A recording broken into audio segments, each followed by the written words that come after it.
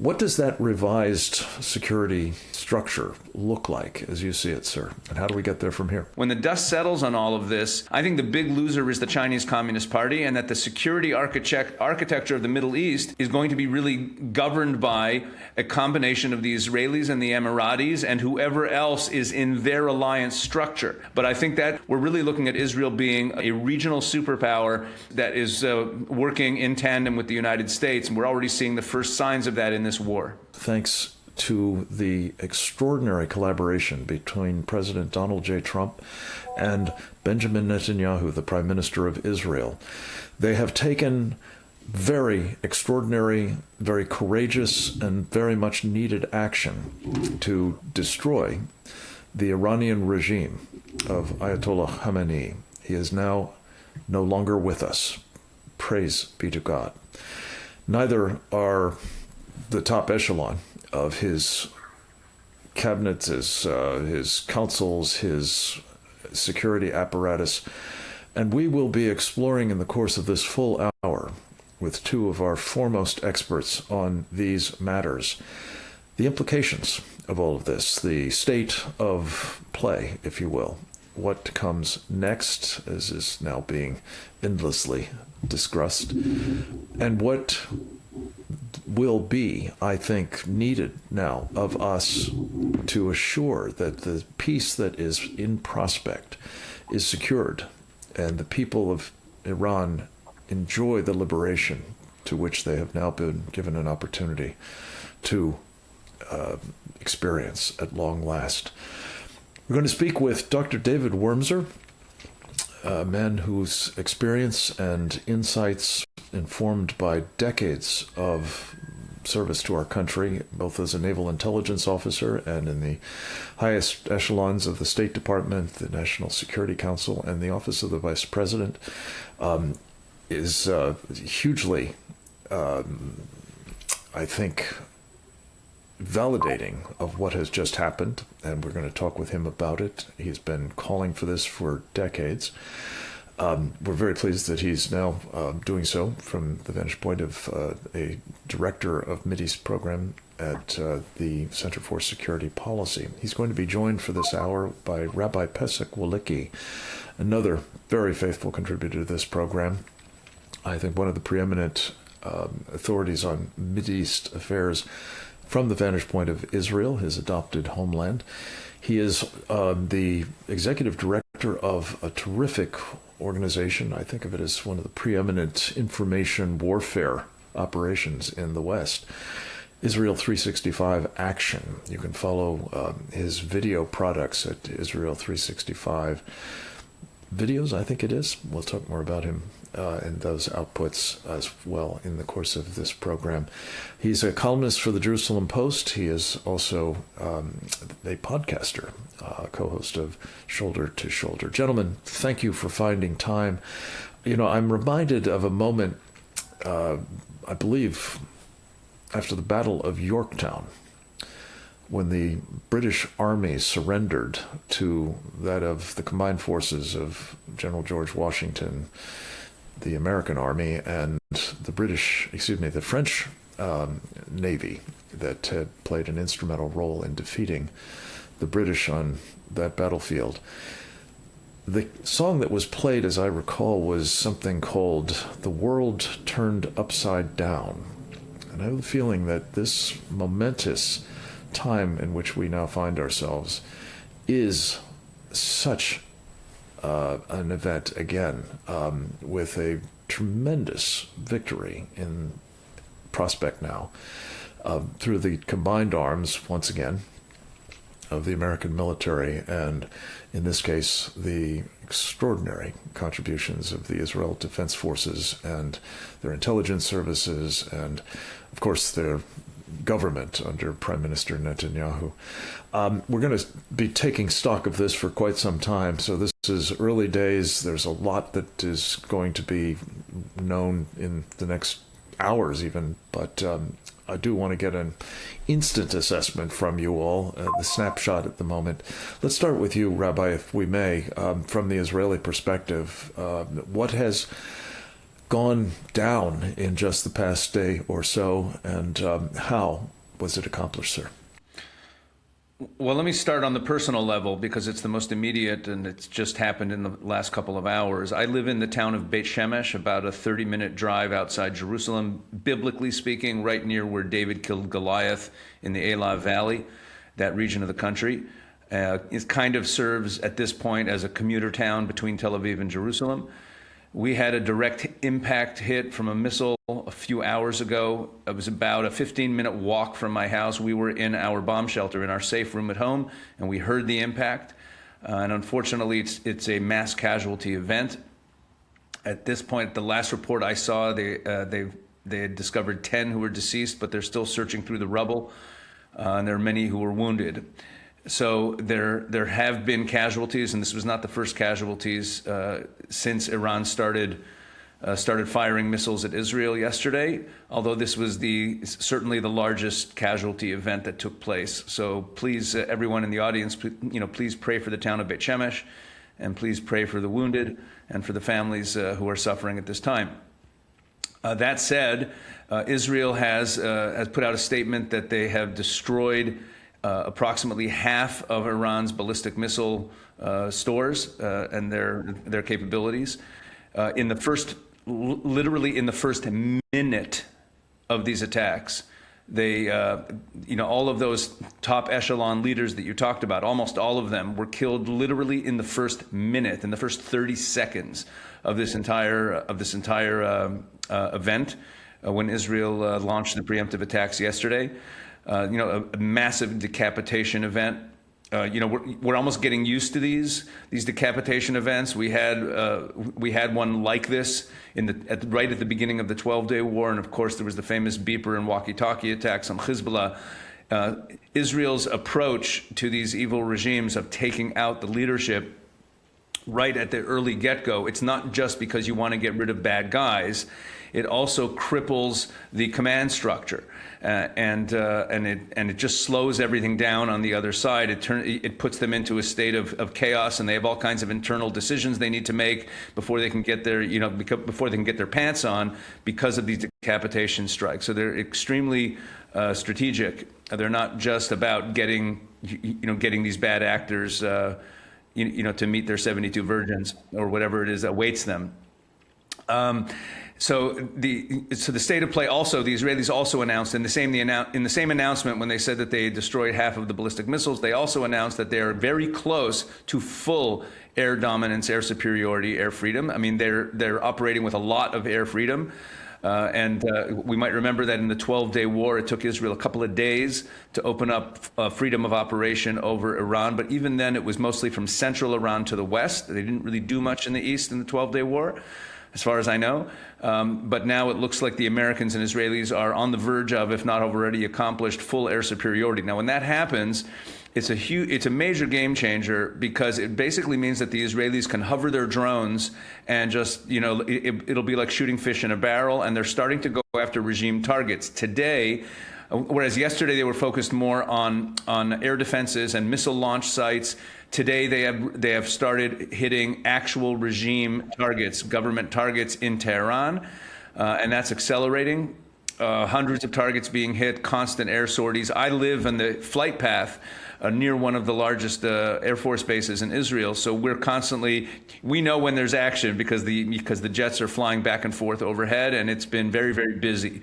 And look, the situation's dynamic. It's changing every second. Lots of prayer, and there's also a sense of there's a sense of the auspicious timing of this. And a lot of your audience may not be familiar.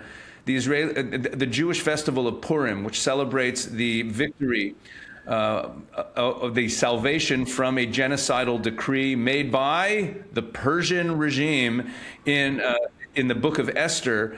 That festival that we celebrate every year begins tomorrow night. And hold the thought, Rabbi. We're coming right back to you on Purim Eve and what comes next. Welcome back. We are joined again, and for this full hour, I'm thrilled to say, with Rabbi Pesach Wolicki of Israel and Dr. David Wormser of the United States. two of the brightest minds that we have certainly on our side, and they have been, both of them, individually and I think in tandem, calling for the action that's just been taken by the governments of Israel and the United States in a truly extraordinary military operation. And I have to say, gentlemen, that every time these things play out, one of the facts that I am just stupefied by, truly, is the success of the operation in maintaining what is really tremendously difficult, namely the secretiveness of it. The idea, as you said, Rabbi, a moment ago, that in the opening seconds of this war, Israel was putting bombs on the leadership of the Iranian regime, gathered incredibly together. And all of this was done, obviously, with complete surprise. To what do we attribute all of this? It's just amazing to me. Well, Israeli intelligence penetration into the Iranian regime is incredible. It's probably even better than their penetration into Hamas, who's in their backyard in Gaza. It's incredible what the Israelis have done. There's a famous clip of the former president Ahmadinejad in an interview revealing that they had set up a special unit to spy on the Israelis, to spy on the Mossad, only to discover that the person that they had appointed to lead the unit was a Mossad agent. I mean, the Israeli penetration there is incredible. Look, when Khamenei's body was, the way the verification came to Israel that Khamenei was killed was that someone who was there with the body sent a clip of it to Prime Minister Netanyahu. Just think about that. I mean, where the Israelis are. So the Israeli intelligence capabilities are outstanding. They also have operatives on the ground. We know that. They did in the 12-day war as well. In the 12-day war, in the opening minutes, a lot of the decapitation that took place then of the military brass did not happen from airstrikes flown from Israel. It happened from drones that were launched within Iran. So, I mean, when you ask about how this happened, and of course, I think, if we pull back the camera and we think about everything we've seen over the last, year or two, Venezuela and Midnight Hammer and this, I think there's a realization that we all need to come to, which is that it seems likely that the military superiority that the United States and by extension Israel have over the bad guys may be far, far greater than we even thought it was. And, because this kind of asymmetry in capabilities is not even what we all thought we had. And maybe that means that we need to, it should affect the calculations that we make about what is strategically wise, what are the cost benefits of various actions. I'm not trying to be a warmonger here, but I'm saying that it opens up some interesting possibilities. Now, I want to comment on the regime change issue. We're all, I think, prematurely celebrating the fall of this regime. I don't know if you wanted to get to that topic soon, but it's not. As far as I'm concerned, we don't know when President Trump is going to suddenly walk up to the mics and say, "We've done our job. We've accomplished what we wanted to accomplish. We're done," and walk away. War's over, and we don't know if there's going to be American casualties in one of these sites and what that will do politically to President Trump and the people around him. And I said on your show, and I've been saying everywhere for weeks, let's remember, you cannot bomb the regime out of existence. It requires the people to rise up. And that is an ingredient that as much as we're hoping for it and expecting it, and the conditions are being laid to open the door for them to do it, it still needs to happen. The IRGC is not a small force. If you add up the families of the people, we're talking about a ruling class of probably around 500,000 people. And until we see mass defections, until we see the crumbling of that apparatus, it's not necessarily a done deal that this regime is going to fall. That said, it's certainly going to, even if it doesn't fall, it's going to come out so crippled and weak that it could fall, at some point in the near future. But I just don't want to be too. I don't want to be celebrating prematurely. No, it's a good point. There. It's a good point. David Wormser, your thoughts on that problem, but also, your sense of where the regime actually is at the moment. Yeah, look, I mean, Pesach's absolutely right. It ain't over till it's over. We have to remember that the Battle of the Bulge in World War II was a bloody, bad, very dangerous event, even though it looked already at that point that the Nazis were in terminal decline. We can't let that happen. The Iranians are the masters of leveraging a situation of weakness and defeat into victory. So we have to play this all the way through. And that means also to avoid any temptation to end it by some IRGC official that steps forward and is with blood dripping from his hands, say, listen, I'll help you. We should take his help, but still go right beyond him to continue the prosecution of the war against the regime. Himmler, at the end of the war, tried to barter a number of Jews to save his skin and create a rump Nazi government.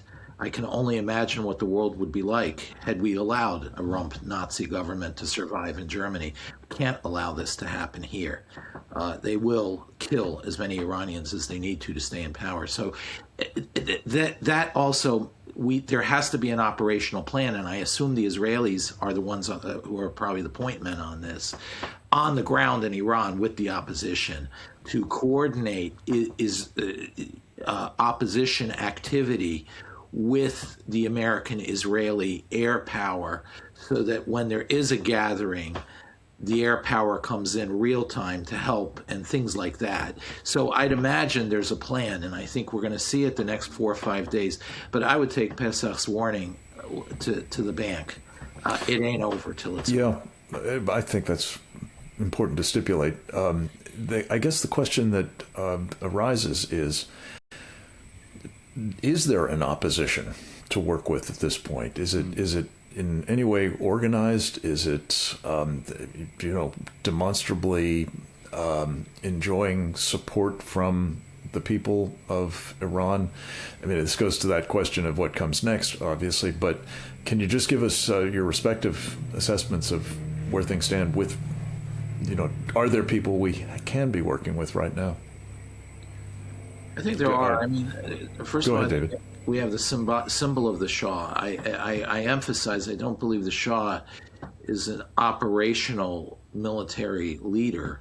And also he's in exile, and as much as he understands Iran, as much as his blood flows Persian, he still's been out of the country for a long time. So he doesn't have that deep sixth sense as to how things operate on the ground there. This will have to come from inside Iran. But that said, he's a very important symbolic figure of unity and a rallying point for the Iranian people, and that's exactly what we've been seeing. So we should not turn away from the Shah, but we should think very clearly how to help him succeed, and being that symbol which is necessary. That comes to the next issue, which is who's on the ground. We don't know. And it's good we don't know, because if we knew, the Iranian regime would have known and they would have killed them. But there clearly is a rising organic leadership that probably has far more interaction and strategic organization than we think. Probably the Israelis have been working very closely for months, if not years, to help that.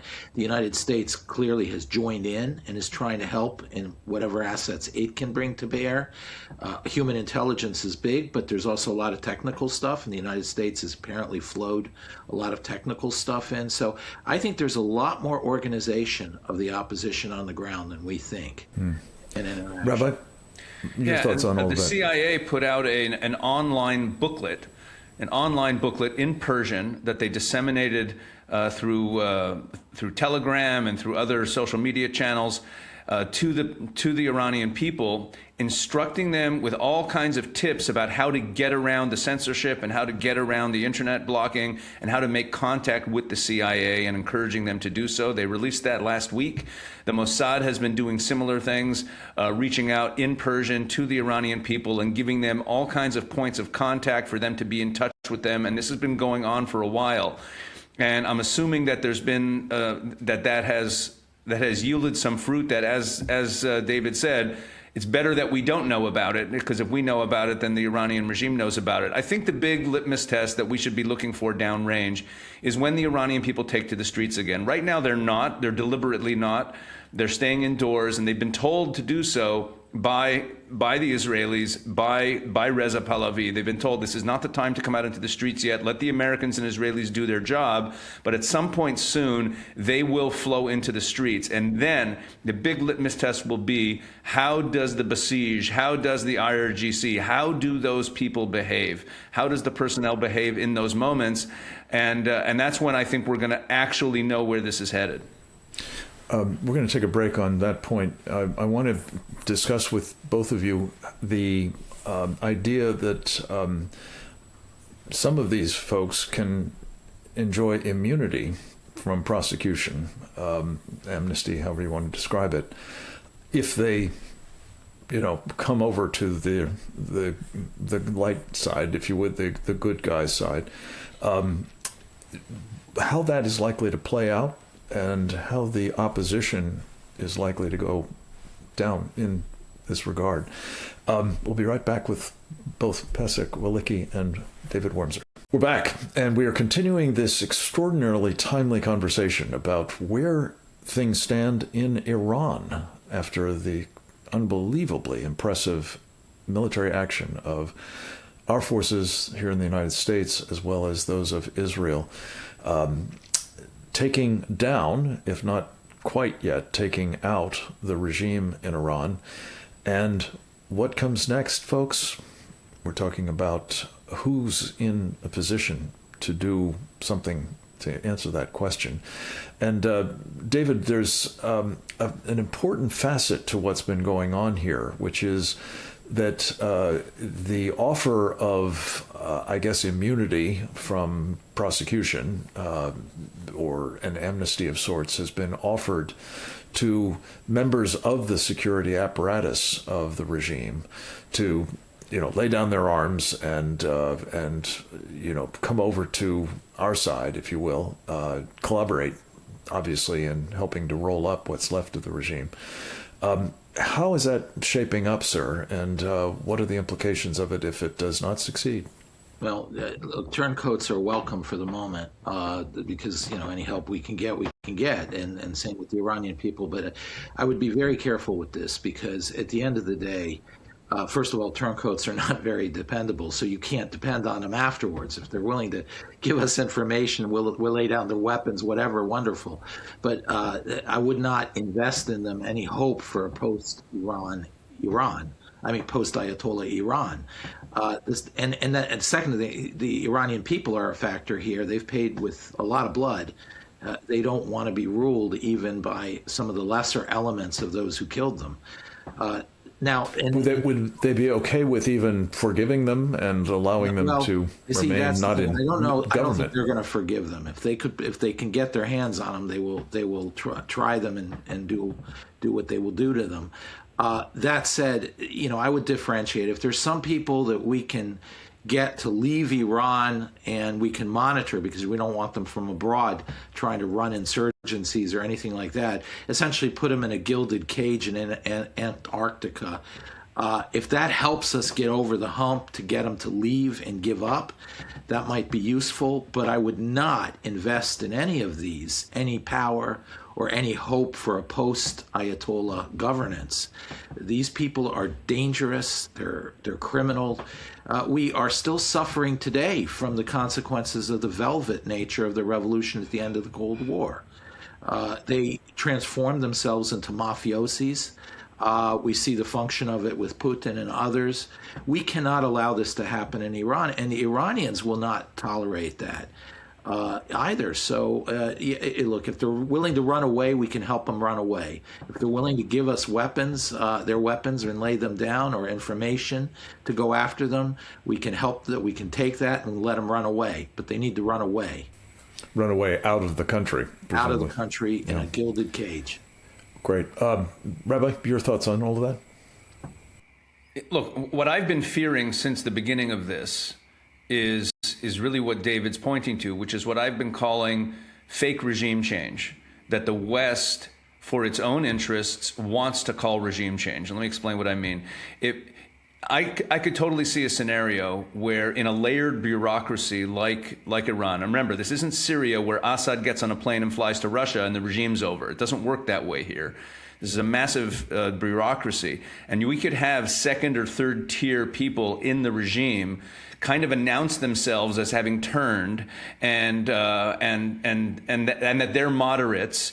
And the West has an interest in stability and has an interest in saying regime change has happened and could buy what they're selling, either because they're naive or because they're choosing to be willfully naive, and say that regime change has happened and now we're going to work with these technocrats who know how the system works, and they're basically the same mobsters who were running the place beforehand. They'll be less Islamically ideological, maybe at first, or maybe, and I guess that could be a step up, but it really would mean that the Iranian people would still be just as oppressed, and it would be basically, again, fake regime change. And that's the kind of thing that I could see playing to Trump's desire for a short-lived conflict and for someone to be in charge to bring stability, similar to what we saw in Venezuela, where in the early moments he was like, Maduro's number two,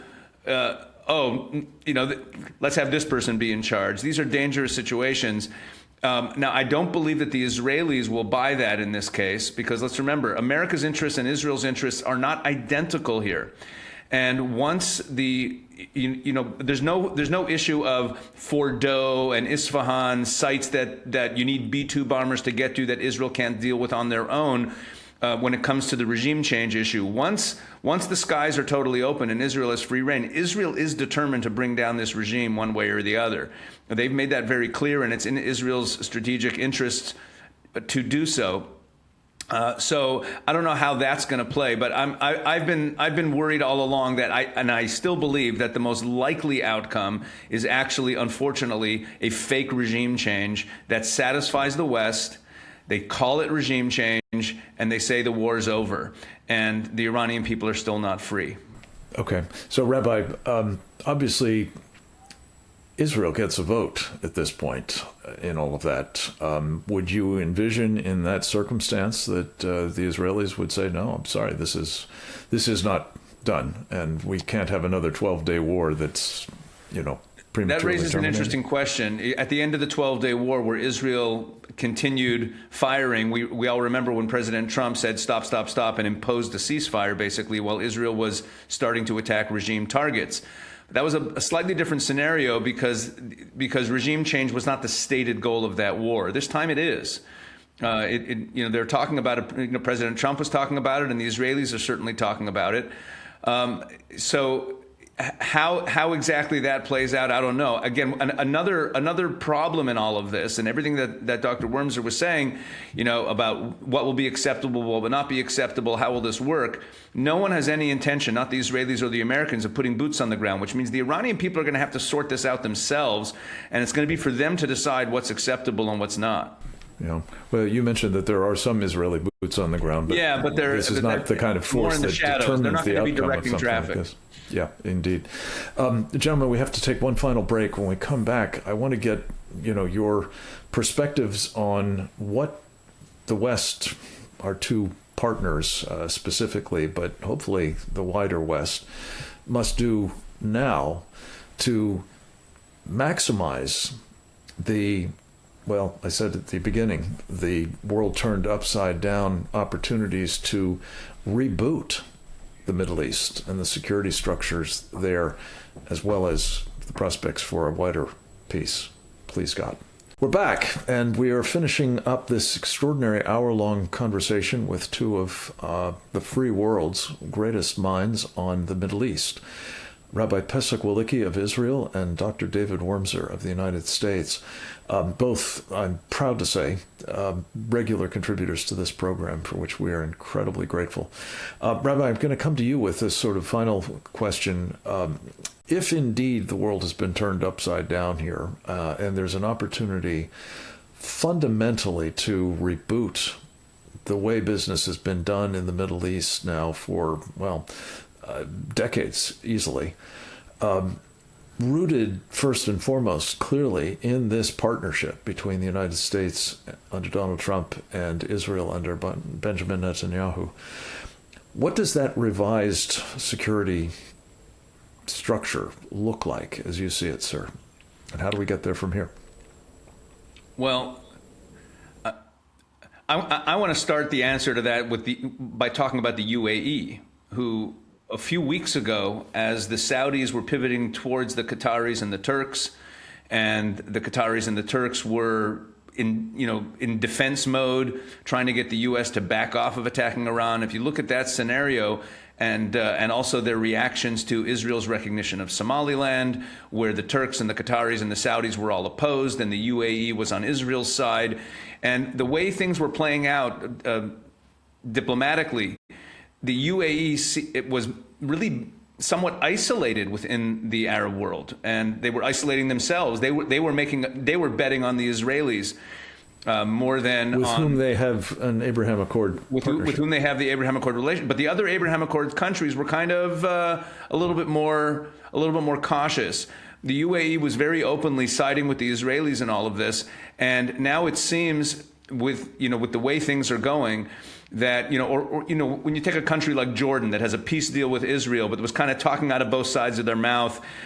Same thing with Egypt and some of the other actors in the region. Kind of they were hedging. The Saudis famously have been hedging now for years, but especially over the last 6 months or so, they've been playing all sides of this. And it seems that now, just in the first day or two of this, the Saudis are rejoining the Israel-America UAE axis. The Turks and the Qataris are kind of on their back foot because they're getting attacked by the Iranians too. They don't really know what to do with themselves. When the dust settles, and that was your question, when the dust settles on all of this, I think the big loser is the Chinese Communist Party, and that the security architecture of the Middle East is going to be really governed by a combination of the Israelis and the Emiratis and whoever else is in their alliance structure, including the Jordanians. Although they have problems domestically with a very radicalized population, even though the leadership is quite favorable to the West.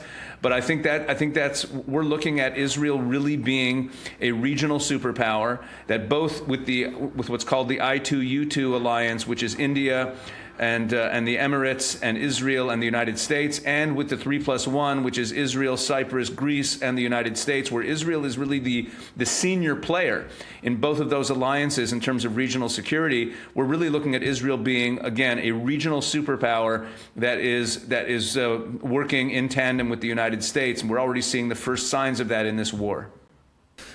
Thank you, Rabbi. Very, very interesting thoughts. David, yours. Yeah, I'll just pick up on that. First of all, that you're laying out the pieces of a security architecture which are critically important, and so I agree with absolutely every word you just said. I would put it in a larger context of ideas. The United States, the West as a whole, Western civilization, the continuum from Plato to NATO, so to speak, and the Judeo-Christian foundation all now face two big threats. One is the CCP, and one is Sharia supremacism that is gaining an invigorated, essentially a shot of adrenaline by what's happening in Syria, Turkey, Qatar's money, etc. We face a civilizational threat from both, and both are essentially now aligned against us. So we need to leverage what's just happened to set us up strategically, clear-headedly with this. And going from west to east, you have to start with Europe. The role of Europe right now is to save Europe. It needs to understand that the threat it faces from Sharia supremacism is they're in the 11th hour, and they must save their civilization. That then links up to Greece. Greece and Israel together need to establish a minority strategy to save the minorities of the Levant, of Lebanon, the Fertile Crescent, Syria, etc., and organize them into a coherent strategic bloc to face down this Sharia supremacist Muslim Brotherhood enemy. Then you head over to the Iranians. While not being very faithful Shiites anymore, they still understand the threat of Sunni Islam and the threat that's posed by Turkey and Qatar under the Muslim Brotherhood and so forth. So they become a critical element of this new expanded Abraham Accords, really Cyrus Accords. But then I think you go to Asia, and I would introduce the concept of the League of Rising Ancients. You have Iran you have three countries that are ancient, are free, and are embracing modernity. Israel, Japan, that's very obvious. But then India, we forget India. There's a fourth seat at the table that's empty, which is Iran. This is a country that's very capable of entering modernity. It's a country which intellectually could enter the free world. If it does, then you essentially take the anchor of the Greek-Israeli minority strategy, Abraham Accord strategy, and you extend it into Asia. And you've created essentially a band of countries dividing the world in half, serving the Western alliance as a whole, and jointly challenging both the CCP and Sharia supremacism in the Muslim Brotherhood. So I think that's where this war ultimately can lead us if we play this right. If we play this right, and it starts with don't prematurely ending it, of course, on that false regime change. I'd just also add into the mix, gentlemen, energy. One of the things that is truly turned upside down between the Venezuelan transformation, as such as it is, as well as the possible one with Iran, is creating an incredible leverage on the bad guys in this scenario, the Chinese most especially, if that card is played well. And I trust that we will see President Donald J. Trump doing just that now. God bless you, gentlemen, and the fulfillment of so many of the things we've hoped for so long. Please, God, deliver the final end state we seek now. We will talk with the rest of you soon, I hope. Until then, go forth and multiply.